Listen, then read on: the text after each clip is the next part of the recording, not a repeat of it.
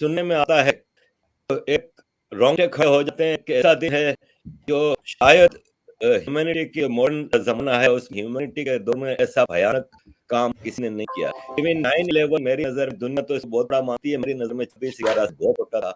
2 घंटे का एक टेररिज़्म का अटैक था, कि 3 दिन तक इंसानियत का कत्ल होता रहा और मसला ये है कि उसका जो रिस्पॉन्स मेरा ख्याल है टेररिस्टों को जिन्होंने उसको ऑर्गेनाइज किया था, जिन्होंने इसको प्लान किया था, वो ना दे सकी उस वक्त की सरकार, जो कि पुलवामा अटैक के बाद भारत की आज की सरकार ने दिया था रिस्पॉन्स, वो होना चाहिए। आज मेरे लिए बड़े गर्व की बात है कि मेरे साथ आज मैडम मधु किशोर जी जुड़ी हैं। मधु जी का परिचय मेरे साथ सोशल मीडिया के माध्यम से हुआ और जब मैंने उनके प्रोग्राम्स देखे और उनकी विजन देखी, मैं समझता हूँ कि उन्होंने नब्ज पकड़ी है कि जो इस पूरे रीजन की और पूरे दुनिया की विश्व की जो रूट कॉज ऑफ टेररिज्म है उनको वो जानती हैं अच्छी तरह। तो उनसे बेहतर पर्सन मुझे 26/11 के हवाले से मिला नहीं। Thank you very much Madhu ji and welcome to the show. Thank you आर भाई, I really admire work doing और आपके शो में आना मेरे लिए भी ऑनर की बात है, क्योंकि आप जिस किस्म के मुद्दे उठाते हो उस मुहिम को स्ट्रेंथ देना, उसको मजबूत करना हम सबका फर्ज बन जाता है। सो delighted to be on. Madhu ji, मैं पाकिस्तान गया था 2005 में, ये सोच के कि मैं वापस 15 साल हो गए मुझे यूरोप में और 19 साल हो गए, 21 साल गए थे परदेश में। हमने कहा चले बेगम की भी वो ख्वाहिश थी कि वापस चलते हैं, पाकिस्तान में हालात बेहतर हो रहे हैं। तो हम पाकिस्तान गए, इलेक्शन में हिस्सा लिया मैं मेयर बना जमशेद टाउन का 4 साल के लिए, लेकिन ये जबान है वो मैं कंट्रोल में ना रख सका और वहां मैं आर्मी के बारे में सच बता रहा। तो मुझे फिर यही मशवरा दिया गया घर वालों की तरफ से भी और पॉलिटिकल लीडरशिप की तरफ से भी कि भाई साहब तो तुम्हारी लाश मिलेगी इधर, या फिर वापस चले जाओ। तो मैंने रिजाइन किया और मैं वापस आ गया 2007 में बेल्जियम। यहाँ पे अपना बच्चों का स्कूलिंग, घर किराए पे लेना, ये सब करके नवंबर 2008 में फैमिली को लेके बेल्जियम पहुंचा। बेल्जियम में घर में बच्चों को छोड़ के मैं खाना लेने के गया पाकिस्तानी रेस्टोरेंट पे। तो वहां पे मुझे किसी ने कहा कि तुम्हें पता है आज क्या हुआ? मैंने कहा क्या हुआ? अरे टेररिस्टों ने वहां पे मुंबई में हमला कर दिया। अच्छा, खुशी से बता था, पाकिस्तानी था, खुशी से बता रहा था। बोले देखो आज इनको हमने मुंह तोड़ जवाब दिया है और उनके घर में घुस के मारा है और ये एक्सेप्ट करा था कि पाकिस्तान का काम, हालांकि अभी तो शुरुआती पहला दिन था उसका और अब ना सब पकड़ा था ना कुछ। आपकी क्या मेमोरीज हैं उस दिन के हवाले से? उस दिन के हवाले से मेमोरीज बहुत सारी हैं जो आज भी खून खौला देती हैं। जो सबसे ज्यादा उस वक्त दिख रही थी मेमोरी, टीवी की जो कवरेज हो रही थी, तो जो बहुत इमीडिएटली सबको दिख रहा था, जिसके लिए कोई बैकग्राउंड नोट्स करने की जरूरत नहीं पड़ी, कोई सर्च करने की जरूरत नहीं पड़ी। जो हरकतें, जो तांडव बरखा दत्त महाराजा वहां लाइव 24/7, वो firstly she was emoting and getting almost orgasmic delights. One got the feeling she was getting orgasmic delights watching all the mayhem. और मोहतरमा बता रही है, लाइव कमेंट्री दे रही है, ताकि अंदर जो टेररिस्ट हैं किंग्स स्प्री पे, उनको पता चलता रहे क्या हो रहा है, कब कमांडो आ रहे हैं, कब पुलिस कहाँ जा रही है, कहाँ से एक्शन हो रहा है, कहाँ से नहीं हो रहा। वो देखे तो सच में आज भी एक रोंगटे खड़े हो जाते हैं कि कैसे कोई इस किस्म से खुलेआम देशद्रोह कर सकता है और किस बेशर्मी से उस महिला ने अपने देश को इतनी बड़ी दगा। देखिए देश भी बड़ी, मान लीजिए आपकी पेट्रियोटिक फीलिंग नहीं भी है, पर लोग मर रहे हैं, इनोसेंट मारे जा रहे हैं, and you are taking delight in it and you are informing the killers how they can do the job better. वो सबसे पहला। दूसरा, साथ ही साथ जो बहुत सी बातें निकल के आ रही थी उसी वक्त, जैसे जो एसजी को भेजने में डिले हुई, फिर वो बॉम्बे एयरपोर्ट पे पहुंचते हैं, 3 घंटे तक उनको यहाँ से डिले डिपार्चर हुआ, बम्बई पहुंचे उनको रिसीव करने को नहीं है। और ये सब बातें बड़ी ही अनोखी थी, ये कैसे हुआ? तो ये भी पता चला है कि entire senior staff of the home ministry was in Pakistan during that period. वो वहां क्या कर रहे थे? अच्छा, ये नहीं कि पाकिस्तान में एक तो सारे सीनियर स्टाफ इकट्ठे जाना, in any case is security risk, when you are going to an enemy country you can't take that chance. उसके बाद सारी जो एंटायर डेलीगेशन थी मिनिस्ट्री की, उनको ऐसे सिक्योरिटी जगह ले जाया गया जिसे कि उनके खुद की मिनिस्ट्री उनसे कांटेक्ट नहीं कर पा रही, दे वर इनकम्युनिकेटिव। और ये तब जब मर्डर्स, टेररिस्ट वायलेंस हो रही है, उनको कोई खबर पहुंचाने का जरिया भी नहीं मिला। और दूसरा, उसके साथ ही साथ कि क्या इंटेलिजेंस एजेंसीज को ये मालूम नहीं था कि सारी डेलीगेशन आ रही है? ये कौन मुल्क है जो ऐसे वक्त पे इतनी बड़ी डेलीगेशन आ रही है? पाकिस्तान। और वो वहां उनको ऐसी जगह ले जाया जा रहा है बिल्कुल सीक्रेट डेस्टिनेशन, जहां वो एक्सेस भी ना उनकी हो सके अपने मुल्क के अपने स्टाफ के साथ। और उसके बाद फिर हमने ये भी देखा, तो हमारे पुलिस कमिश्नर थे जो तथाकथित जिनको कहते शहीद हुए, he was drunk, he was part of Karambir Singh थे ना उनका नाम, हाँ करमबीर सिंह। वो क्योंकि दिग्विजय सिंह के बहुत करीबी थे, वो तो बाद में पता चला, but you saw him on the road and he was visibly tipsy, और उनको पहनाई जा रही है bullet proof jacket. He didn't look like he knew his act. The top police officer of Maharashtra police seemed totally clueless, and by all accounts, he was drunk at that time. He had to be phoned by some seniors to say, "Bhai, utho, all this has happened." He had no clue about it, though he should be in first person to know. और बाद में उनके बारे में बहुत और भी बातें पता चल के आई। तो उस दिन भी तो ये साफ दिख रहा था कि इतना मिसमैनेजमेंट हो रहा है, और हमारे देश के गद्दारों ने किया, और उन गद्दारों में जाहिर है मिनिस्टर भी यूपीए के शामिल थे, टॉप राज यूपी का शामिल था, और उन्होंने उस गद्दारी का खुद प्रूफ देना शुरू कर दिया। एक तो जैसा मैंने कहा कि नेशनल सिक्योरिटी गार्ड को जो कमांडो थे 3 घंटे तक दिल्ली एयरपोर्ट पर बिठाए रखा, डिले किया उनका डिपार्चर, वहां कोई मिलने को नहीं है, बॉम्बे एयरपोर्ट पहुंचे डिले हो रही है।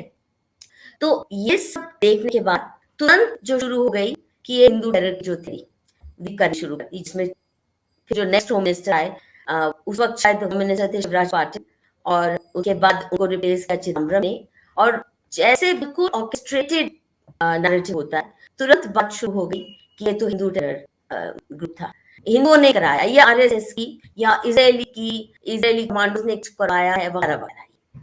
अब इतनी शर्मनाक बातें थी, और भला हो उस पुलिस ऑफिसर का जिसने कसाब को पकड़ लिया।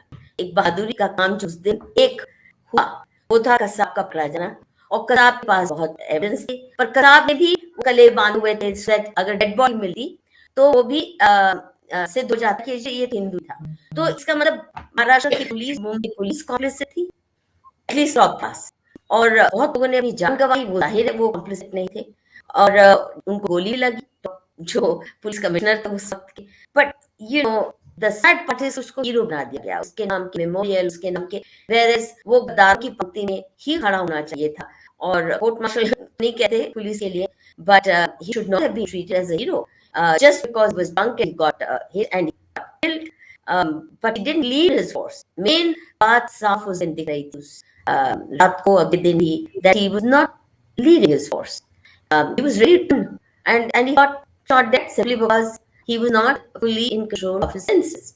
So that all these things make one feel so ashamed कि ऐसा मुल्क जो खुद टूटे के कगार पे है, वो नाच नचा रहा है हिंदुस्तान को, और इतना षड्यंत्र करके। और दूसरा एक और बात जो बाद में आई कि नेवी को वहां पे बंद किया था उनकी पेट्रोलिंग, ये भी ऑर्डर दिया गया था कि जरूरत नहीं है, हालांकि एवरीबॉडी नोस कि वो जो गेटवे ऑफ इंडिया यहाँ पे उसे you can walk in, there is no visa officer there is no security, nothing, you can just walk in। अगर नेवी वहां पेट्रोलिंग नहीं कर रही, वो भी रुकाया गया था। तो इतने हमारे तरफ से शर्मनाक कॉम्प्रोमाइजेस हुई, हमारे लोगों ने जो षड्यंत्र में ज्वाइन किया, तो मुझे लगता है कि पाकिस्तान की हुकूमत के खिलाफ गुस्सा तो कम आता है, हमारे देश की उस वक्त की यूपीए हुकूमत के खिलाफ ज्यादा गुस्सा आता है। उसका नतीजा आप देख रहे हैं, कांग्रेस पार्टी उसके बाद से डाउनहिल ऐसी गई है कि अपने नाम नहीं ले पाएंगे, कुछ भी कर ले, चाहे वो जितना मर्जी जाके पाकिस्तान में अपील करे राहुल जी और मणिशंकर अय्यर, हमें बचाओ मोदी से, हमें बचाओ इनसे, और please help us come back to power.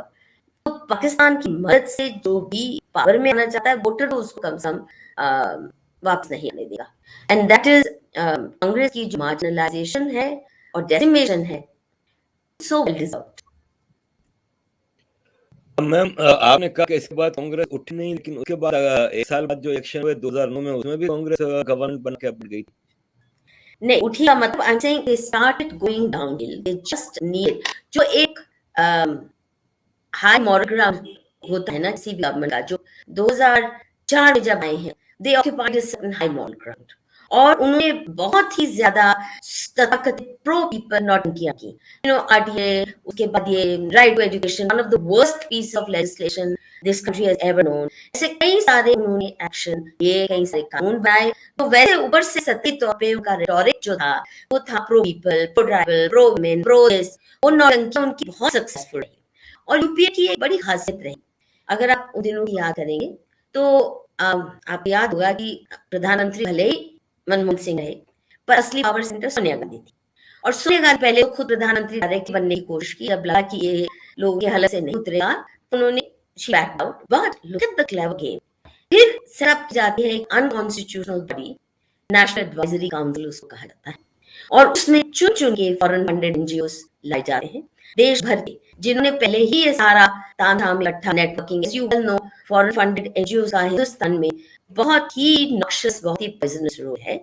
और ये जो टुकड़े टुकड़े गैंग कहा जाता है, तो भारत तेरे टुकड़े होंगे इंशाल्लाह इंशाल्लाह वाला जो सारा माफिया इकट्ठा हुआ पड़ा है, जिनमें माओस हैं, जिनमें सारी इस्लामिस्ट लॉबीज हैं, क्रिश्चियन मिशनरी माफिया है, और ये जो सारा एंटी इंडिया फोर्सेस सारे इकट्ठे हुए हैं, वो उनके चुनिंदा लोग चुन चुन के, और ये सारे फॉरेन फंडेड एनजीओस के साथ जुड़े, फॉरेन फंडिंग और इंटरनेशनल नेटवर्किंग के साथ जुड़े, चाहे वो एकेडमिया के माध्यम से हो, चाहे वो जर्नलिज्म, चाहे वो एनजीओ चला के, तो उन्होंने ये सारे लोग अपने एनएसी में लाए, और फिर बहुत अच्छा सुंदर ऑर्केस्ट्रेट हुआ।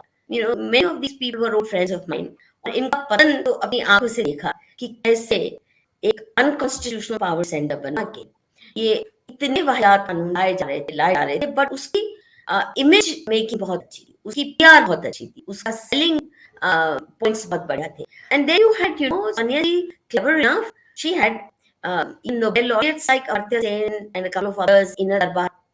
तो वो जो सारा उन्होंने बहुत ग्लैमरस दरबार बनाया, तो उसके माध्यम से हुकूमत करने लग गई, और जो भी करती तो ये सारे डुब बजाने वाले, मीडिया वाले, एकेडमिक्स, आप उन दिनों का कोई देख, जैसे नरेगा, जो rural employment guarantee act line, it was a black hole of corruption. That's it, and inefficiency. It built no assets, and thousands of crores were being wasted. But अगर आप गूगल सर्च करेंगे तो नरेगा के बारे में इतने ग्लोइंग आपको articles, एक नहीं 10,000 मिल जाएंगे।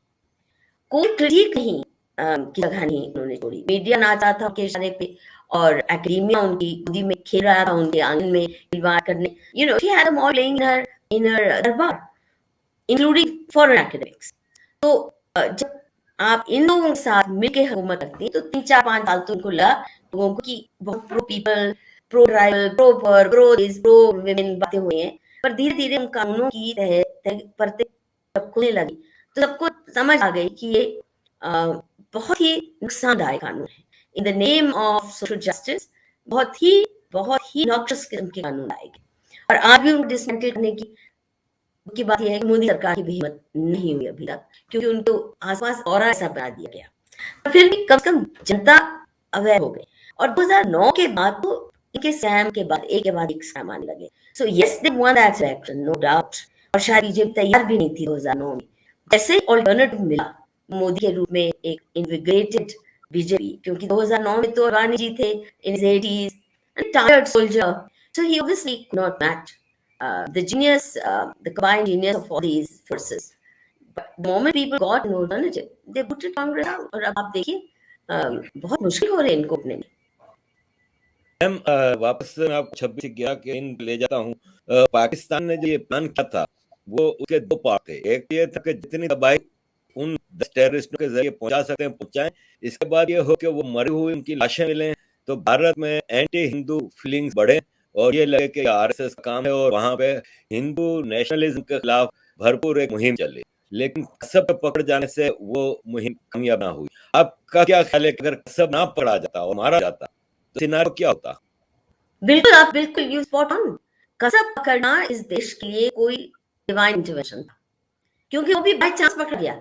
ऐसा नहीं कि उस वक्त Mumbai police was acting in full coordination. जहां का पुलिस कमिश्नर जोन है, तो आप सोचिए किस किस्म की तैयारी हो। और दूसरा कि केवल ये अटैक नहीं था, देखिए यूपीए के कल में आए दिन टेरर अटैक्स करना होते, एक नहीं, 2 नहीं, it was part of whole series.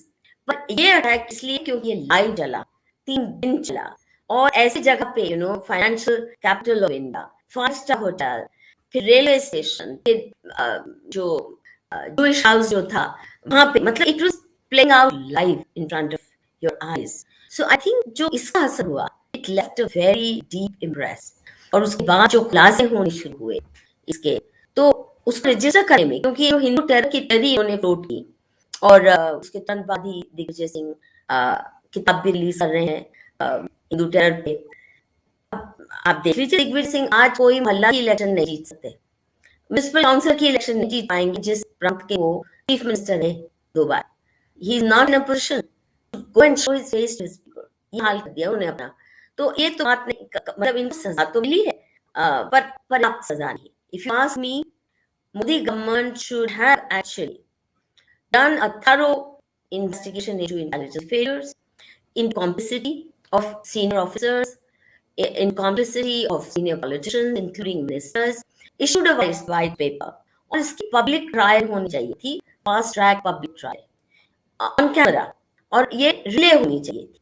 ये मोदी सरकार की बहुत बड़ी चूक है, इतना बड़ा हादसा किया हुआ जो हमारी कॉम्प्लिसिटी के साथ, हमारे होम मिनिस्टर की। मैं नहीं मानती कि हमारे प्रधानमंत्री की कॉम्प्लिसिटी मनमोहन सिंह की बिल्कुल नहीं रही होगी, हो नहीं सकता कि आपका मिनिस्टर ऐसे हरकत कर रहा है और आपको पता नहीं कि एक हाई पावर डेलीगेशन पूरा सीनियर स्टाफ जा रहा पाकिस्तानी इकट्ठे, उसके बाद आप कुछ इंक्वायरी नहीं करते, उसको ठंडे बस्ते में सारी बातें डाल दी जाती है, केवल शिवराज पाटिल को रिजाइन करा दिया जाता है, तो एक आपको बलि का बकरा मिलेगा। Is a thoroughly incompetent minister, उसको होम मिनिस्टर बनाना एक तो रखा थी, बट मोर देन दैट पर्दा डाला मनमोहन सिंह सरकार के बाद ना। मनमोहन सिंह सरकार पर्दा डाली तो बात समझ आती है, पर मोदी सरकार ने पर्दा डाली, उसको पूरी तरह से खुलासा करना, उसका पर्दाफाश करना अत्यंत आवश्यक था, जो नहीं हुआ। और इसका भी खामियाजा भुगतना पड़ेगा मोदी जी को, क्योंकि पर्दे जो डाले गए हैं, कई सारे पर्दे कई सारी हरकतों पर डाले गए हैं, इसका खामियाजा भुगतना पड़ेगा और भुगतना पड़ा है। यू कैन सी, आप सोशल मीडिया पे एक्टिव हैं, वो दिन है जब मोदी जी के चरणों पे सब आगे बिछा के बैठे थे और अनक्रिटिकल एक्सेप्टेंस थी, ब्लाइंड फेथ था, टोटल डेडिकेशन के साथ लोग सोचते थे कि अब कम से कम इस देश के साथ धोखा नहीं हुआ। पर ये जो कई सारे षड्यंत्र, एक तो फाइनेंशियल स्कैम्स के ऊपर पर्दा डाला हुआ है, अभी भी कोई जो मोदी जी ने कहा था कि वापस आएगा पैसा, सबका बेनकाब किया जाएगा, वो नहीं हुआ। हुआ होता तो आज पोलिटिकल माहौल इतने विपरीत नहीं हुआ मोदी जी के। दूसरे पर ये पैसे की बेईमानी माफ की जा सकती है फिर भी, किंतु इस तरह का षड्यंत्र और देश के साथ गद्दारी ये माफ नहीं होनी चाहिए थी और मोदी को करना चाहिए था। These people have been put on trial. Is enough evidence? क्योंकि ऐसा नहीं कि लोग ने, अब जैसे होम मिनिस्ट्री के कुछ ऑफिशियल्स ने खुलासा किया मोदी आने के बाद, टीवी पे आप वाकिफ होंगे, आरएस मनी है जिन्होंने बताया कैसे उनको सिविल स्टाफ के साथ चलाया गया, कैसे उनको टॉर्च किया गया, क्योंकि कई बातों में वो इनके राजी नहीं हो रहे थे। He was not the senior most home minister, but किस लेवल पे लोगों को दबाव डाल गया गलत काम करने को, किस लेवल पे लोगों को जलील किया गया उस वक्त। जब लोग खुल के आने को तैयार हैं तो और भी बहुत सी बातें निकल के आती, खुल के आती, जो हमारी नेशनल सिक्योरिटी के लिए ठीक होती। Now to his credit, Narendra Modi has ensure कि टेरर अटैक्स नहीं हुए। उसके बाद कश्मीर में जो भी होता है, पर आज दिन कभी दिल्ली में, कभी मुंबई में, कभी बेंगलोर में, इंडियन इंस्टीट्यूट ऑफ साइंस जैसी प्रीमियर इंस्टीट्यूशन में आप देखें टेरर अटैक होता है, और आज तक उसका खुलासा नहीं हुआ कि ये किन लोगों की मिलीभगत थी, क्योंकि वहां सिक्योरिटी अच्छी खासी होती है। How did it happen? ये सब होना चाहिए, इन पे व्हाइट पेपर शो होना चाहिए था, जो कॉम्प्लिसिट लोग हैं उनको ट्रायल पे लाया जाना चाहिए था, उनको सजा अब मिलनी चाहिए थी। अब क्यों नहीं दी मालूम नहीं, उससे भी बहुत दुख होता है, तकलीफ होती है, गुस्सा भी आता है, पर कम से कम और टेरर अटैक नहीं होने दिए। I think this credit certainly goes to Narendra Modi government. Ma'am, आपने you were the first person to interview Shri Narendra Modi ji in 2014। आपने अभी जो बात चीजें बताई कि इतने स्कैम हुए, इतना ये 26 लेवल के हवाले से चीजों पे पर्दे डाले गए हैं और उस पे मोदी सरकार ने कुछ पर्दे उठाए नहीं। मेरा आपसे सवाल यह है कि उस वक्त आपने जब इंटरव्यू किया था नरेंद्र मोदी जी का, तो आपकी कुछ एक्सपेक्टेशन होगी, जैसे आम इंडियन जो उनको लेके आए थे उनकी एक्सपेक्टेशन थी, और फिर हमने देखा कि राम मंदिर का मामला हो या सिटीजन अमेंडमेंट एक्ट हो या तिरपन तलाक हो, कश्मीर का आर्टिकल 370 हो, काफी चीजें ऐसी हुई, और आपने जैसे बताया कि टेररिज्म को कंट्रोल किया गया। तो आपसे आज मैं पूछता हूँ 7 साल बाद, तो उस वक्त की आपकी जो एक्सपेक्टेशन थी, आज आप कैसे देखती हैं मोदी जी को, not in contrast of 26/11 generally? देखिए, एक तो इट इज नॉट इन 2014, मैंने नरेंद्र मोदी को 2013 में इंटरव्यू किया, और वो एक संयोग था, और वो संयोग ये था कि आप जानते ही हैं कि जब वो चीफ मिनिस्टर थे तो 13 साल नॉन स्टॉप उनके खिलाफ मुहिम चली, और बहुत ही जहरीली मुहिम चली, जिसका कोई तुक नहीं समझ आता। शुरू में तो हमें भी लगा मोदी ने दंगे कराए होंगे, क्योंकि ये कांग्रेस का इतिहास रहा था।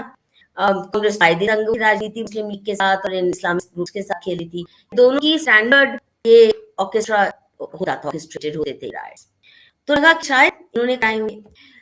परंतु जब साल बर साल शुरू हो गया चीफ मिनिस्टर को वीजा न दिया जाए और हर दंगे की जो तहकीकात होती है, इंक्वायरी कमीशन बैठती है, फिर तय होता है किसकी कॉम्प्लिसिटी थी, किसकी फेलियर थी वगैरह वगैरह, और फिर ये तय होता है कि कौन सजा का डिजर्विंग कैंडिडेट है। यहाँ पे शुरू पहले देश है मोदी को फांसी दो ऑलमोस्ट। दूसरा एक सवाल मेरे दिमाग में 2012 से 2011 से उठना शुरू गया कि इस देश में इतने दंगे करवाए, ये मैंने कहा ना, पॉलिटिशियंस ने मिली भगत करके, कभी किसी को याद नहीं कि वो चीफ मिनिस्टर का नाम आया हो, कि चीफ मिनिस्टर यूपी में मौलाना मेरठ हुआ दंगा, किसी को याद भी नहीं चीफ मिनिस्टर कौन था। मुंबई के दंगे हुए थे 1991 के, किसी को याद नहीं चीफ मिनिस्टर कौन था। ये क्या खास बात थी, मोदी मोदी मोदी के पीछे पड़ गए और वो भी चला, शायद भाई मोदी इतना राक्षस है।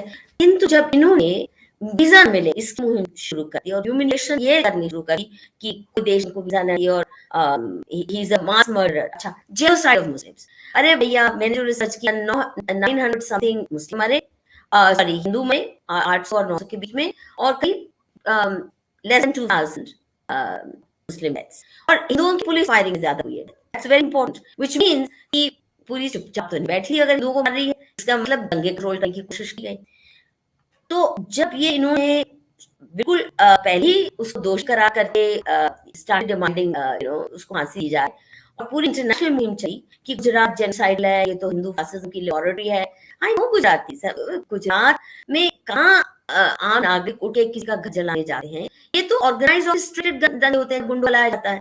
तो जब एक it reached the peak, I decided at that point, और क्योंकि उस मुहिम के पीछे कांग्रेस पार्टी के अगुवाई कर रहे थे ये foreign funded NGOs, sister settlement, I known her since my youth, when he was a journalist. तो तीसरा थी, हर्षमंदर थे, सब मेरे जान पहचाने थे, और इनकी बेईमानियां भी मैं जानती थी, इनकी भ्रष्टाचार की कहानियां इनके एनजीओस के। From day one I have been dead opposed to foreign funded NGOs. इतने साल, 40 साल तो मेरी वो अकेली लड़ाई थी, अब कम से कम 7 देश उठा है इनकी बेईमानियों से। मुझे लगा कि मुझे पता करना चाहिए वाकई इस आदमी जो पीछे पड़े क्या वो इतना राक्षस सही में है कि प्रॉब्लम कुछ और है। तो मैंने अपने आप ही तय किया, मुझे किसी ने बुलाया नहीं, मेरा कोई रिसर्च प्रोजेक्ट नहीं था। I decided to go and examine for myself कि क्या है गुजरात में हो क्या रहा है, क्या वाकई फासिज्म की लॉरिटी है। वो भी बहुत सहयोग से हुआ, मुझे टीवी में बुलाया गया मोदी की कोई स्पीच के ऊपर कमेंट करने। तो मैंने, मुझे स्पीच मैंने प्री नहीं सुनी, मुझे टेक्स्ट दीजिए, 2 लाइनें दी, शशि कपूर 50 करोड़ गर्लफ्रेंड, ऐसे स्पीच दीजिए, किसी के पास स्पीच नहीं, वो सिर्फ 50 करोड़ गर्लफ्रेंड फ्रेज पे मुझे कहा, ऐसे can not speak unless I know the full speech.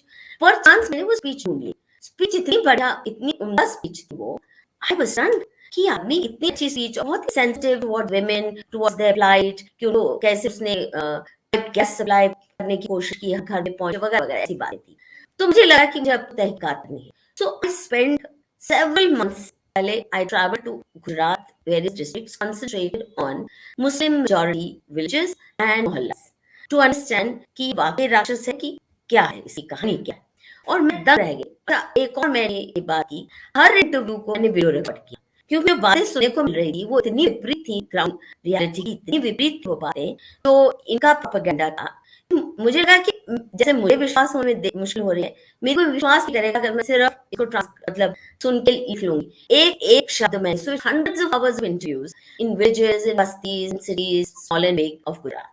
और जब मुझे पक्का विश्वास हो गया लोगों के जबान से बात सुन के कि इस आदमी ने दंगे कराना तो क्या, इतनी खिदमत कर रहा है मुस्लिम की, उनको मेन स्ट्रीम में लाने की, और इतने अच्छे रिश्ते, और फिर मोदी ने जो राजकोट से 2001 में पहला चुनाव अपनी जिंदगी का लड़ा, मैं दंग रह गई जब मैंने वहां के अखबार, उस दौरान के 1-1.5 महीने के गुजरात के अखबार में उसकी कि अगर ये वाकई फासिज्म का नुमाइंदा था तो देखना चाहिए कैसी बातें करता है। वहां मैं दंग रह गई, 28 मुस्लिम संगठन खुलेआम कांग्रेस को चुनौती दे कह रहे हैं जो इस आदमी ने 4 महीने कर खाया वो आपने 40 साल में नहीं किया, बताइए आपका है वोट।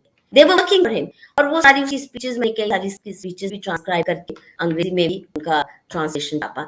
जब मैं पूरी तरह से कन्विंस हो गई कि रंगा इसके सर पे बढ़ा गया, और ये कांग्रेस ने और ये कश्मीरी टेररिस्ट ने, उसमें भी आईएसआई का हाथ था, जो ट्रेन गोधरा जलाई गई, उसके बाद दंगों की शुरुआत हुई। देखिए, first 3 killings after Godhra train were also by Muslim groups. हिंदुओं को, एक ऑटो रिक्शा ड्राइवर को खींच के उसकी आंखें गौर के उसको जिंदा जलाया, ऐसे प्रोवोक करने के, गोधरा के बाद भी प्रोवोक करने के दंगों के कांग्रेस ने किया। जब एक बार गुस्सा उड़ा, फिर सब भूल गए कि कांग्रेस कौन, बीजेपी कौन, सब तड़कों पे आ गए।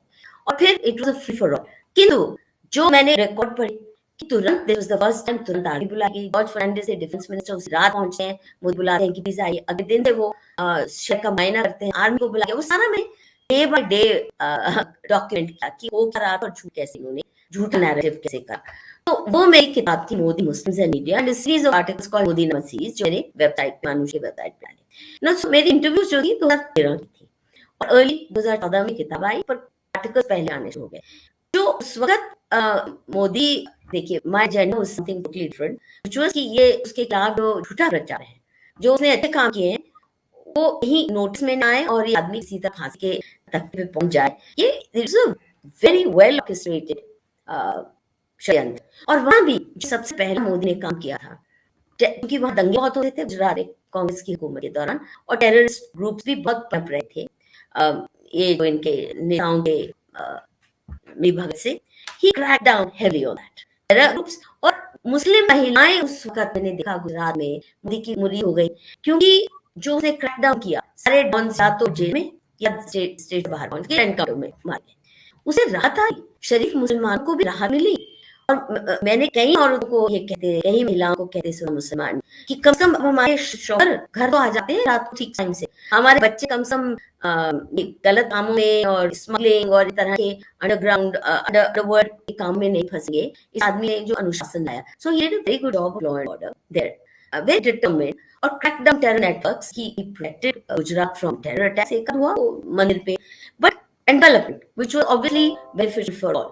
द पॉइंट इज कि जो रियलिटी थी बिल्कुल विपरीत थी। तो मैं इंटरव्यू मोदी की तब की, क्योंकि मैं कभी बीजेपी सपोर्ट रही नहीं थी, तो ऐसा नहीं कि मैं कोई पुराना जानकारी थी मोदी के बारे में या बीजेपी के अंदरूनी पॉलिटिक्स के बारे में। It's only when I was convinced then I asked him for interview. So we had several sessions. तो वो इंटरव्यू भी वीडियो रिकॉर्ड है, करीब 15-16 घंटे की होगी, or few sessions, and obviously it's a Modi that they had tried to cover up.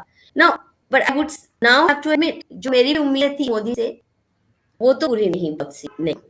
कुछ है बिल्कुल खरे उतरे हैं नरेंद्र मोदी से डेवलपमेंट के कुछ काम, यू नो, हर घर जल, फ्रेश वाटर, रिमोटेस्ट विलेज में, रिमोट चाहे वो पहाड़ में कहीं एक घर अकेला बैठा है या दूर दराज डेजर्ट में, रेगिस्तान में, हर घर में फ्रेश वाटर सप्लाई आपके नल पहुंचे। मेरे दृष्टि में ये इससे अच्छा उनका काम कोई हो नहीं सकता। इसी किस्म से जो डायरेक्ट सब्सिडी ट्रांसफर, करप्शन, जो बीच के लेयर्स होते हैं उनको निकालना, giving a bank account to everyone, so direct bank transfer है, ऐसा बहुत अच्छा है। But other than that, his political management is disastrous.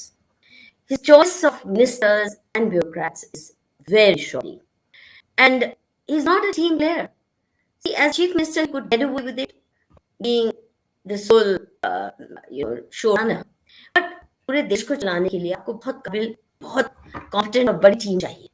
वो मोदी जी किसी को ट्रस्ट करते नहीं है। तो पीएमओ में इतना ज्यादा, जैसे सीएमओ में कॉन्सेंट्रेट था, वो चल गई बात, क्योंकि डेवलपमेंट के काम, सड़क बननी है या ये रेल लाइन जानी, दैट्स इजी इन कंपैरिजन। ये जो पीएमओ सेंट्रिक सरकार बनाई है, इंदिरा गांधी की भी मानी जाती थी बहुत पीएमओ सेंट्रिक थी, पर इन्होंने तो अंधेरी मचा दिया है। जैसे सोनिया ने साथ सेंट्रलाइज कर लिया था डिसीजन मेकिंग, उसे भी ज्यादा, because she would not interfere with, यहाँ को पीएम रखना है वो चढ़ा से का पीएमओ तो सब मिनिस्टर्स को बिल्कुल बॉफ करके रख दिया, and is trying to run government through handpicked bureaucrats, and the handpicked bureaucrats not the best, and political management is really bad. अब देखिए अपने टेरर अटैक्स बन के, ये जो खालिस्तानी आंदोलन चला है, इसमें पाकिस्तान ऐसा रहा है, किसान के नाम के ऊपर जो इन्होंने अंधेर कर दी मचाई है, शाहीन बाग का इतना फ्रॉड आंदोलन over a non-issue. Modi has proved himself to be so weak. विश्वास ही नहीं होता कितने डरपोक मिलेंगे मोदी, इनसे क्यों डर गए? What is it that's keeping him from taking a tough stand against these disruptionist forces? कहीं क्रैकडाउन करते भी हैं, अभी बालाकोट में स्ट्राइक किया, but so what? वो तुम्हारे अंदर घुस आते हैं, कारगिल में कितने अंदर घुस आते हैं, आप तो 1 इंच भी नहीं रिकवर कर पाए, करतारपुर गुरुद्वारा ही लाते, हक है हमारा उस पे, ऐसे बहुत सी जगहों पे हमारा हक है। तो I think he's failing in managing a political narrative. बहुत झुक रहे हैं अपीजमेंट, जो कांग्रेस को कहते थे Muslim appeasement for the wrong reasons, ये तो उनके बाप निकले, अपीजमेंट के बाप निकले। I can't make sense of it.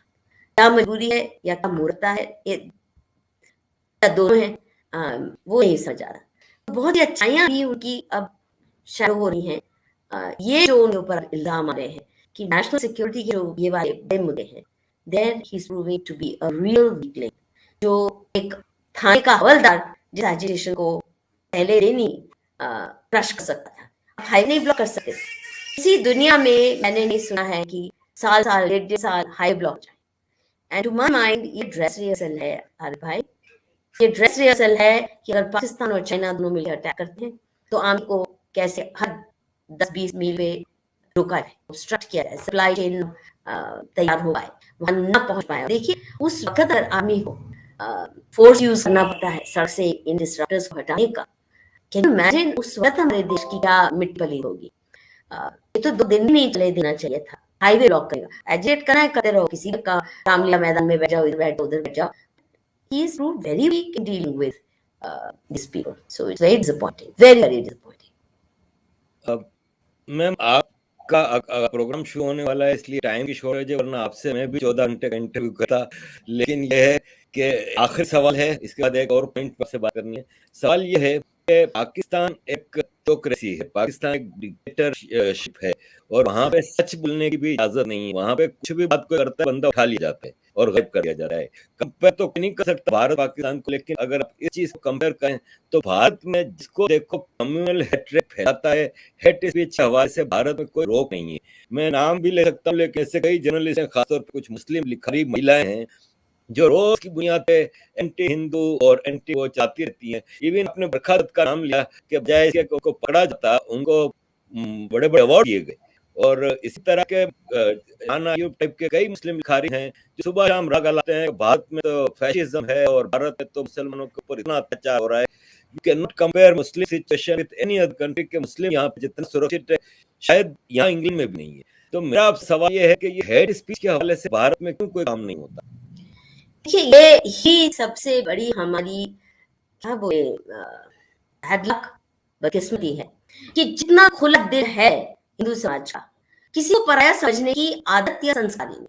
क्योंकि अगर आप ये मान के चलते हैं या आपकी अपरिंग है कि जो ईश्वर मेरे में उज्ज्वला है वो सब है, कोई पराया है ही नहीं, वसुदेव कुटुंबकम, सारा दुनिया एक परिवार है, ये सब सड़क का रिक्शा वाला और सुप्रीम कोर्ट का जज, ये विचारधारा आप हर स्तर पर गरीब किसान के घर में ये विचारधारा मिलेगी और सोफिस्टिकेटेड फिलोसफर्स भी इन्हीं बंधनों में वेदांतिक वर्ल्ड है ना। ये सब जानते हैं कि जो आया यहाँ पे समाया किसी को, हालांकि बर्बर आक्रमणकारी जो इन्वेडर्स आए जिन्होंने अंधेर मचाया, जिन्होंने इतनी बर्बरता की कि रोंगटे खड़े हो जाते हैं सोचे भी हमारे पूर्वजों ने क्या क्या झेला होगा। कितनों को सेक्स स्लेव्स बना के, कितनी महिलाओं को, हिंदू महिलाओं को बाजारों में बेचा गया नंगा करके, मिडिल ईस्ट के, अफगानिस्तान के, लाहौर के, दिल के, क्या नहीं गया। मंदिर, हजारों मंदिर तो तबाहियां मचाई, उसके बावजूद भी हिंदू मुस्लिम भाई हिंदू ही कह रहा है, मुसलमान ही भाई भाई कह देगा, पर ईश्वर अल्लाह तेरो नाम केवल हिंदू के मुंह से निकलेगा। हिंदू ही ये कहेगा कि क्या फर्क पड़ता है, इबादत है आप मस्जिद में करो या मंदिर में या गिरजा करना। आपने बॉलीवुड फिल्म में ऐसे डायलॉग बहुत सुने होंगे, पीपल एक्चुअली बिलीव इट। और इसीलिए इस तेजी से मस्जिद पार्टीशन के बाद मुसलमानों को यहाँ रहने देना अपने आप में अजूबा है, किसी और मुल्क में ये पॉसिबल नहीं था। सिर्फ रहने देना नहीं, कॉन्स्टिट्यूशन ने स्पेशल राइट देना, स्पेशल राइट से नहीं, राइट टू कन्वर्जन को एक पूरा सीक्रेट स्पॉट देना कॉन्स्टिट्यूशन ने, फ्रीडम ऑफ रिलीजन ये भी शामिल कर देना, फ्रीडम ऑफ कन्वर्जन। ये सब करते करते और आप देखिए किस तरह डेमोग्राफिक इन्वेजन हिंदुस्तान पे पड़ा है। 9% शायद रह गए थे 1947 में, उस वक्त मुसलमान यहाँ जा, पर पार्टीशन के बाद जिन्होंने पार्टीशन की मांग की वो सभी रह गए, ये अलगढ़ वाले सारे बदमाश वो यहाँ रह गए और अपनी बदमाशी छोड़ी नहीं। यहाँ पे prime positions, first education minister Maulana Azad मदरसा शाह तुर्की से आए हुए, यहाँ के पैदाइश भी नहीं है, कभी स्कूल कॉलेज नहीं है, पर एजुकेशन मिनिस्टर बनाते कोई उस पर फसाद नहीं होता, नहीं तो किसी और मुल्क में फसाद हो जाता। 9% से आज कुछ कहते हैं 18% हो गए मुसलमान, 20। तो ये पॉपुलेशन एक्सप्लोजन कैसे होती अगर हिंदू फासिस्ट होता? काश इनको लाठी भाना ही आया होता, इतने हमारे सर पे डरे नहीं चल रहे होते। उधर पाकिस्तान में देखो क्लेंजिंग हुई है, क्लेंजिंग हुई 27% है वहां, अब 47 में। अब आप देखिए 1%, 1.5% और आए दिन फोर्स कन्वर्जन हो रहे हैं, लड़के उठाए जा रहे हैं, वो जिहाद चलता है। यहाँ किसी हिम्मत नहीं मुसलमान लड़की से आंख मिला के इश्क करा ले, क्योंकि सब धड़ से अलग इसका डर रहता है। आए दिन हिंदू लड़कियां उठाई जाती हैं, कुछ लव जिहाद के नाम पे, कुछ अबडक्शन के नाम पे। फिर भी आप सोचिए, अभी आपने देखा कि कभी हिंदुओं ने उठ के बर्बरता से वो काम किए जो करते हैं आईसिस वाले करते हैं या कश्मीर के टेररिस्ट ने किया। उसके बावजूद मुझे ये अब तो विश्वास हो गया है, ये 3 साल 4 5 साल पहले शायद मैं ही नहीं समझ पा रही थी, क्योंकि मैं भी माइनॉरिटी राइट्स और इनका रोना धोना उसमें बहुत मैं अपनी जिंदगी के वर्ष खराब किए। कश्मीरी टेररिस्ट की बात समझना कि ये क्यों अफवाहें हैं, इनकी नाराजगियां कैसे दूर करें। It's very clear, it's all about trapping. वो जो गजवा हिंद का एजेंडा है कि कैसे जब आप माइनॉरिटी हो गए रहते हैं तो डिसीज भी इस्तेमाल कर सकते हैं, तकिया भी इस्तेमाल कर सकते हैं और गिट ट्रैप करना। ये आप बखूबी जानते हैं कि हमारी डेमोक्रेटिक फ्रीडम्स का हवाला देकर उनका इस्तेमाल करके डेमोक्रेसी को अंडरमाइन करना, इंडियन स्टेट को साबोटाज करना, सबवर्ट करना और हमारे समाज को तोड़ना। क्योंकि कन्वर्जन सिर्फ ये नहीं कि आप हिंदू से मुसलमान हुए, अब मस्जिद में चले जाए, पहले मंदिर में चले जाते थे। पूरा समाज का परिवार का आना बना तोड़ जाता है। You are taught to hate your own family, your own heritage, your own relatives. आप उनकी शादी में नहीं शामिल हो सकते, आप उनका खान-पान, you start looking down upon उनकी value system और तोड़ना। आप बताइए कैसे schizophrenic personalities create की जाती है। ऐसे इस्लाम की ये जो बुनियाद है, schizophrenia, you hate all that you are, you hate your, I mean, it's like hating your own genes, hating your own DNA. Now and we know from history that self-hating people turn very vicious and violent. तो ये जो इस्लाम तोड़ा है आपकी अपनी heritage से और फिर उसे नफरत कराना सीखना, fake narrative banana, as you all know, this is part of it. You trap them. तो जो हरकतें ये खुद करते हैं वो हमारे सर पे मरते हैं। जो हरकतें ये खुद करते हैं वो जैसे हिंदू टेरर, आज हिंदू टेरर ग्रुप होते हैं। मैं तो कहती हूँ मैं भी साबुत ब्रांड है ये, हमें अब जीना चाहिए। गांधी कोई जरूरत नहीं। अब आए ना गांधी तो एक वोट से नहीं 1000 होंगे, शायद मैं भी उस लाइन में खड़े हो जाऊं गोट्स, क्योंकि इतना जलील किया है हमारी उदारता को लेकर, इतना ह्यूमिलेट किया है, इतना नाजायज फायदा उठाया है इस दया दिली का। ईश्वर अल्लाह तेरू नाम आपके मुंह से नहीं निकलेगा, हमारे मुंह से निकलवाएंगे और करवाएंगे ऐसे कि मंदिर तोड़ने पे। और अरे भाई खून तो खलता है सोच के। मुझे ऐसे हो जिसने 40 साल तक अपनी जिंदगी के केवल इन्हीं की कीमत दी है, इनकी समस्या समझ ले, किसी तरह ही खुश होकर रह ली। आई वाज वन ऑफ दोस्त, सिर्फ मैं फॉरेन फंडेड माइनॉरिटी राइट्स नहीं करती थी, ईमानदार थी। इसलिए अब अपनी बेवकूफी पे कि आज केवल हम और कुछ नहीं कहे, केवल कुरान की कोई आयत ही कह दे कि क्या ये जायज है, यू आर मॉन्गर। अगर कोई इतिहास में मान लीजिए इतने मंदिर किस तरह बर्बरता से ढाए गए, या इतने तो मुगलों के हिस्टोरियन ने या जो इन्वेडर्स आए उन्होंने ही जो बयान किया है कि हमने ये क्या, इतने मन जनून निकालते थे, कैसे धड़ से अलग करके नो पेंटिंग है, माउंटेन्स ऑफ स्कल्स, वो खुद बयान कर रहे हैं। अगर आप वो इतना कोट कर दे, कुछ कहे नहीं, बिना कमेंट के, यू हेट मगर इस्लामोफोबिक, यानी आप जो करते हैं आपको केवल वो आईना दिखाएं कि ये करते हैं, क्या ये जायज है? शर्म आना तो बहुत दुख की बात। इतनी जलील गालियां, इतनी गंदी गालियां, and then you are an endangered species. अभी वो कमलेश तिवारी के साथ क्या हुआ, इन्होंने वाहियात बातें हिंदू देवताओं के बारे में कही, शायद कृष्ण या शिव के बारे में। तो उन्होंने एक दो बातें सच है मोहम्मद जी के बारे में, इनके पैगंबर के बारे में सिर्फ बेट कोट कर दी, सर धड़ से अलग, बेरहमी से उसको चिढ़ा दिया। और किसी के साथ भी ये कर सकते हैं, कभी भी ये कर सकते हैं, आपका जायज हक समझते हैं। To be brutal, to be barbaric is must be mandated. अब ऐसे लोगों के साथ कैसे हमारा तानबाना बैठेगा?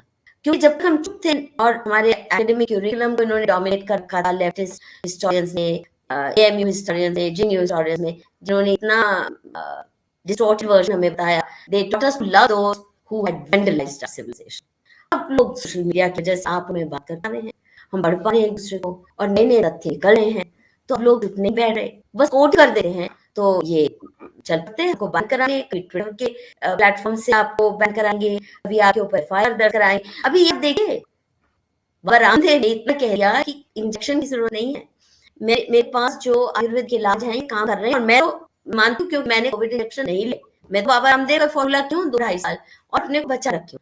1500 के ऊपर क्रिमिनल एफआईआर कर दी, क्यों? क्योंकि आयुर्वेद हिंदू हेरिटेज के साथ जुड़ जाता है, उससे इतनी नफरत, उससे भी इतनी नफरत। तो कुछ भी कहने का, एक तरफ आप सही कह रहे हो, इतनी फ्रीडम है राणा यू के लिए, क्या मधुकेश्वर के लिए वो फ्रीडम है? नहीं। जो भारत तेरे टुकड़े होंगे, गैंग के लिए फ्रीडम है, बड़े बड़े वकील खड़े होते हैं, बड़े बड़े वकील खड़े होते हैं, इनके पैसे के हैं, उनके बचाव के लिए। फ्रीडम ऑफ एक्सप्रेशन है, दिल दे देश को तोड़ना फ्रीडम ऑफ एक्सप्रेशन है, वो काम करना, टेरर सेल सेटअप करना उसका हिस्सा है। पर मधु कृष्ण विश्व को ये फ्रीडम नहीं है कि मैं ईमानदारी से हदीस को कोठी कर दूं, या जो शाहजहां की हुकूमत में या अकबर की हुकूमत में किस तरह उसने कैसे स्लॉटर किया चित्तौड़ के सीज के बाद, और इतनी हजारों महिलाओं ने जोहर किया था कि उनकी डेड बॉडी भी ना अकबर के हाथ आए, कि हजारों राजपूत प्रिंसेस और रॉयल फैमिली की औरतें सेक्स स्लेव के रूप में हर में बिठाई जाती थी। आपको तो कह सकती हूँ, पर राणा अयूब को कहूंगी तो वो मुझे इस्लामोफोबिक हेट स्पीच मुझे कहेगी। जो हरकतें हैं उसको बुरी नहीं लगती हैं, मधु का केवल बयान करना वो बुरा लगता है। तो हम पे जितनी इस वक्त कड़ी तलवारें लटक रही हैं, डेडली तलवारें, इससे पहले कभी नहीं थी। और मोदी ने तो इन सब राक्षसी ताकतों को, वैसे राक्षसी भी धार्मिक होते हैं हिंदू धर्म के, तो वो भी अपने धर्म की मर्यादा में काम करते हैं, ये इनके लिए हमारे पास शब्द नहीं है जो ऐसी हरकतें करता, पर अपनी हरकतों को कवर करने के लिए हिंदू टेरर थे और फेक नैरेटिव्स की तो मान्यता है ही, आप जानते हैं better than anybody else. But thank God the people like you जो ब्रिज बिल्डिंग का काम कर रहे हैं। This is genuine bridge building कि अगर हम एक दूसरे से सच्चाई तो कम से कम बयान कर सके और अपना मन हल्का कर सकें, और फिर कैसे हमारा साझा फ्यूचर का भविष्य क्या हो उसकी परिकल्पना तभी आएगी ना जब खुद के बात तो कर सकेंगे। मैम टाइम हो गया है, आपसे आखिरी कुछ अल्फाज चाहिए कि if not Modi then who, कोई चॉइस है आपके पास? देखिए, किसको अंदाजा था कि योगी आदित्यनाथ एकदम इस तरह सितार बन डूब रहे हैं, कोई सोच भी नहीं सकता था। और योगी आदित्यनाथ अगर उभर रहे हैं वो इसलिए क्योंकि आज एक ग्राउंड सेल है नीचे से, उनको सपोर्ट मिलता है, और मोदी के बराबर ही नहीं, आज उनको ऊंचा दर्जा मिल रहा है क्योंकि बहुत स्पष्ट बात करते हैं, साफ, कोई लबोलबाद नहीं, और उनको कोई परवाह नहीं कि उनको इंटरनेशनल रिकॉग्निशन मिलती है कि नहीं, ये अवार्ड मिलता है कि नहीं। He doesn't care, he is determined what's good for India. इस किस्म से वो कांग्रेस के हैं, पर आसाम के जो चीफ मिनिस्टर है हिमंत शर्मा विश्वास, आप देखिए कैसे खुद के साफ बात कर रहे हैं, ये कोई बीजेपी वाली हिम्मत है ही नहीं, वो कांग्रेस ही है, क्योंकि ग्राउंड स्वेल है, लोग तंगा चुके हैं बेईमानी की राजनीति से, और बेईमानी, पैसे की बेईमानी फिर भी झेल जा सकती है, पर देश को दगा देने वाली बेईमानियां और ऐसा जिससे कि आप देश की तबाही का सिलसिला बना रहे हैं और उसमें शामिल हो रहे हैं देश के दुश्मनों के साथ, वो आज कम से कम हिंदू समाज उसके लिए तैयार नहीं है कि ऐसे लोगों को जिलाया जाए। तो मोदी जी क्योंकि खड़े नहीं उतर पा रहे उन उम्मीदों पे, इन सवालों पे, शिक्षा के सवाल पे टोटल डिजास्टर्स फेलियर, कल्चर के सवाल पे total failure, media management, political narrative management, disasters failure, and many other such things, governance भी उनके पेट प्रोजेक्ट्स अच्छे चल रहे हैं, बट जो गवर्नेंस की एक कड़क होनी चाहिए थी, पीपल थॉट ये सिंगापुर मॉडल आने वाला है, वो नहीं आया। मोदी जी के पेट प्रोजेक्ट अच्छे चल रहे हैं, वाटर मिशन अच्छा चल गया, लोन्स अच्छे चल गए, जो मतलब जो उन्होंने बहुत अच्छे कई प्रोजेक्ट किए हैं कि gas cylinder in poorest of homes वगैरह वगैरह, बट मिशन मोड में काम के अलावा सरकार चरमराई हुई, people are in very disappointed and he needs to shape up or else alternative तो आएंगे, क्योंकि ये समय की पुकार है हमारे भाई, और शायद उस पुकार में आप भी, आपकी आवाज भी शामिल है। Thank you ma'am, it was such a learning session for me. मैं गुजरात से हूँ, गुजरात का हवाले से आपने जो चीजें बताई, अपने इतना समय वहां पे गुजारा, it was a learning session. Thank you for your time. Thank you. I too learn a lot from your sessions and keep going strong. I wish you all the very best. Thank you ma'am. Best. इस दोस्तों, आपने देखा मधु जी के बिल्कुल clear views हैं, वो किसी को अच्छा लगाने के लिए, किसी को बुरा लगाने के लिए बात नहीं करती, और सेशन छोटा पड़ गया, हालांकि जो मधु जी से मैंने टाइम दिया था काफी ज्यादा मैंने उनसे समय ले लिया, इसके बावजूद अंदर एक तलब बाकी है, काफी चीजें उनसे बात करनी थी, लेकिन समय की कमी की वजह से। अजीज दोस्तों, पाकिस्तान में पैदा हुआ लेकिन फिर भी दिल है हिंदुस्तानी। अब आपने बचपन से अपने गांव, अपने गुजरात में गुजारा हुआ बचपन इस मोहब्बत से बताते थे कि हमें कभी नफरत महसूस नहीं हुई जो पाकिस्तान में मदरसों में, स्कूलों में हमें सिखाई गई, न हिंदू से न हिंदुस्तान से। और अब जब मैं इंटरनेशनल लेवल पे ये ह्यूमन राइट्स का काम करने लगा तो मुझे पता चला कि मेरे पुरखों का देश कितना अजीम है, और पुरखों के देश के लोग, पुरखों के धर्म के लोग कितने अजीम हैं। सनातन की मैं ये गीता जी की स्टडी कर रहा हूँ तो मुझे एहसास होता है कि कौन सा धर्म हमारे पुरखों ने छोड़ दिया और कौन सा देश हमारे पुरखों ने छोड़ दिया, लेकिन बाल जो हो गया है उसको हम तब्दील नहीं कर सकते। आगे इस मातृ देश की सुरक्षा के लिए, तरक्की के लिए हमेशा काम करते रहेंगे, चाहे पाकिस्तानी मुझे गद्दार कहें, काफिर कहें। थैंक यू वेरी मच दोस्तों, कीप सपोर्टिंग। जय हिंद, जय श्री राम, वंदे मातरम, भारत माता की जय।